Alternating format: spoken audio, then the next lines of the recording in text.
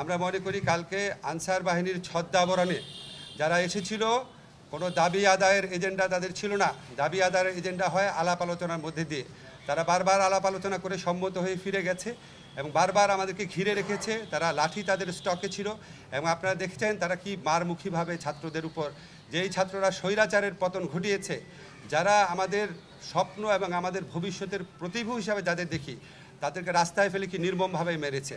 এবং আপনারা তাদের যুদ্ধংদেহী মনোভাব দেখেছেন। তাদের দাবি ছিল এক্ষুনি রাত 10টার সময় প্রজ্ঞাপন করে তাদেরকে জাতীয়করণ করা হবে। তারা এমন একটা অসম্ভব দাবি তুলেছিল, অবাস্তব এবং অসম্ভব দাবি তুলেছিল গণ্ডগোল করার জন্য। এবং আমরা সারা সচিবালয় ঘেরাও করে রেখেছিল, হয়তো আরও অনেকে যোগ দিত, এটা ভয়াবহ পরিস্থিতি হতে পারত।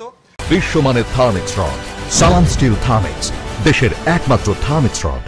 যেই জাগ্রত ছাত্র সমাজ যারা স্বৈরাচারের পতন ঘটিয়েছে, তারা আবারও তাদের যে অপরিসীম ত্যাগের ভূমিকা, তারা এই পুরা পরিস্থিতিটা তারা মোকাবেলা করার পর আবারও যারা অপশক্তির দোসর আছে, যারা বিভিন্ন ছদ্মাবরণে ছাত্র জনতার বিপ্লবকে নস্যাৎ করতে চায়, তাদের জন্য একটা বার্তা দিয়েছে যে এই দেশের ছাত্র সমাজ জাগ্রত রয়েছে, কোনো ষড়যন্ত্র সফল হবে না।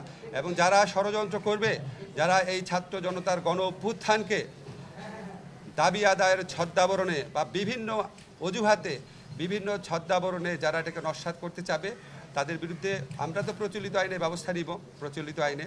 এছাড়া ছাত্র সমাজ যারা আছে তারা জাগ্রত আছে। এই ছাত্র সমাজকে পরাজিত করা এবং তাদেরকে বিভ্রান্ত করা যাবে না, এই মেসেজ দিতে চাই। এবং আর যারা সঠিক পথে দাবি আদায়ের আন্দোলন করছেন, আপনাদের কাছে অনুরোধ, আপনারা বিবেচনা করে দেখবেন 17 বছরের বৈষম্য এবং শোষণ 17 দিনে কি করা যায়, এটা একটু বিবেচনা করে দেখবেন। ধৈর্য ধরেন, নিয়মতান্ত্রিক পন্থায় দাবি জানান। আমরা জনগণের পক্ষ থেকে এসেছি, আমরা কোনো দলের প্রতিনিধি না। অবশ্যই আমরা সবার স্বার্থ নিশ্চিত হয় এমনভাবে সমাধান দেওয়ার চেষ্টা করব, তবে সেটা সময় লাগবে।